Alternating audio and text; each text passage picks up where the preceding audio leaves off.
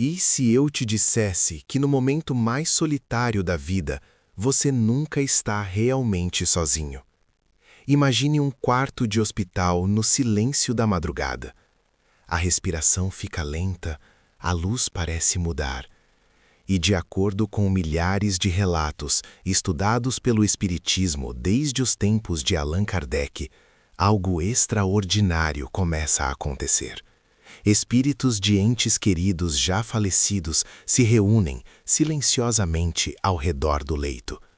Eles vêm buscar, eles vêm acolher. Mas o que exatamente eles observam nesses instantes sagrados? O que eles veem que nossos olhos não conseguem captar? Nos próximos minutos, vamos adentrar esse mistério, explorando evidências e histórias que desafiam tudo o que pensamos saber sobre a despedida final. Fique comigo, porque essa jornada vai mudar a forma como você enxerga a vida, a morte e o invisível que nos cerca. Então, se esses espíritos realmente estão ali, reunidos como uma família invisível ao redor da cama, o que eles estão fazendo? A primeira ideia que vem à mente é a de uma simples despedida, um até logo. Mas, pelas descrições detalhadas que temos, principalmente através das obras de Allan Kardec e das psicografias de Chico Xavier, a coisa é muito mais profunda e organizada do que isso. Não é um evento casual, é uma missão. Pense nisso como uma operação de resgate, mas no nível da alma. Os espíritos que vêm, especialmente aqueles de maior elevação, que chamamos de mentores ou guias, não estão ali como espectadores passivos. Eles estão trabalhando. E o foco principal desse trabalho é a pessoa que está prestes a desencarnar.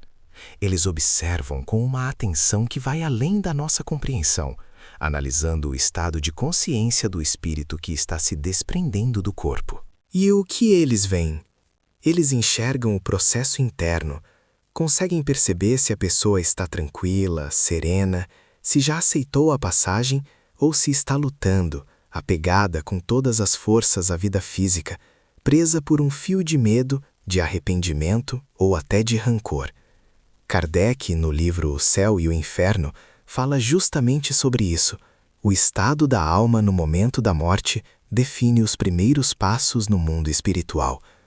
Os espíritos benfeitores vêm exatamente para amenizar esse choque, para tentar acalmar aquele coração espiritual em pânico, para mostrar que não há fim, apenas transformação.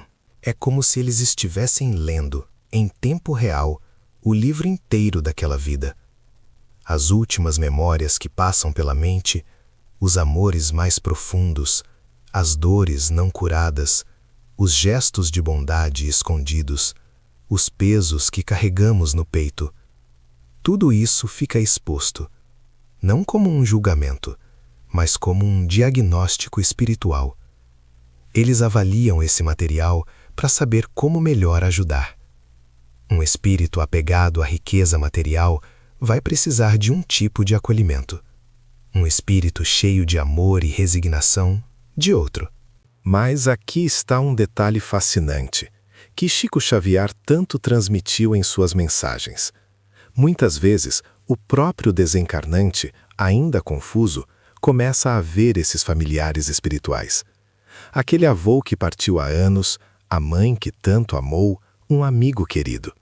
Eles se mostram em sua aparência saudável, vibrante, para transmitir paz e familiaridade.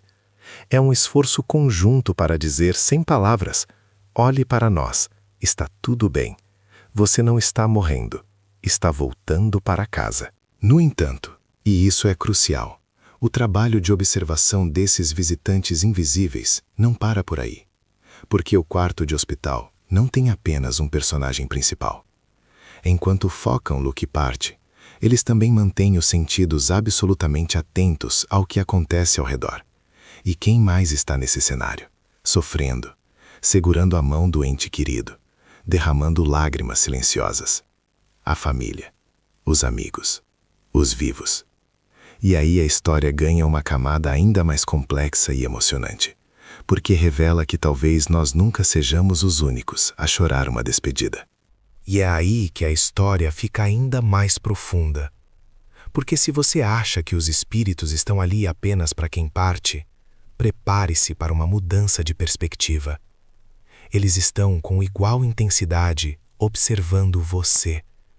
Sim, você que está do lado de fora, segurando a mão, tentando ser forte ou desmoronando em lágrimas no corredor. A sala de despedida é um palco com 2 atos principais acontecendo ao mesmo tempo, e os observadores invisíveis não perdem nenhum detalhe de nenhum deles. Por que essa atenção toda voltada para os vivos? Pense no ambiente. É um lugar onde as máscaras caem, onde os sentimentos mais puros e brutais vêm à tona. Não há mais tempo para fingimento. E, segundo os relatos e estudos espíritas, esse turbilhão emocional é algo tangível, visível, para aqueles que estão do outro lado. Eles não veem apenas as lágrimas, eles percebem a energia que cada lágrima carrega. O amor que se expressa num simples ajuste no travesseiro, a dor muda de um filho, o perdão sussurrado no ouvido, a gratidão por uma vida compartilhada. Mas também vem o que fica preso na garganta, o rancor não resolvido, a culpa por palavras não ditas, o desespero da perda iminente. Essa observação não é por curiosidade, é um trabalho ativo de suporte. Muitas mensagens psicografadas por médiums como Chico Xavier e Divaldo Franco trazem um consolo comum, a descrição de como os espíritos tentam confortar os familiares. Eles podem inspirar pensamentos de paz, tentar amenizar a angústia ou até mesmo, em casos de profunda conexão, se fazerem sentir, através de um perfume familiar, uma sensação de presença, um impulso de coragem que vem do nada. Eles estão tentando construir uma ponte de conforto entre os 2 planos, porque entendem que a dor de quem fica também é um peso na alma de quem parte. Mas há uma segunda razão, talvez mais intrigante. Os espíritos superiores, em sua sabedoria, estão colhendo lições valiosas. Eles observam como cada pessoa reage à fronteira final. Aquele filho que abandona todas as brigas para cuidar do pai, demonstrando um amor incondicional que nem ele mesmo sabia que tinha. O marido que pela primeira vez expressa toda a sua vulnerabilidade. Esses momentos de crise revelam o caráter verdadeiro, e isso é um registro precioso para a jornada espiritual de cada um. É como se, na beira do abismo, nossa essência mais pura fosse para a superfície, e eles estão lá para testemunhar e guiar o próximo passo, seja nesta vida ou em outras. No entanto, essa rede de observação e influência se estende para além das pessoas. Ela envolve o próprio local, que não é um cenário neutro.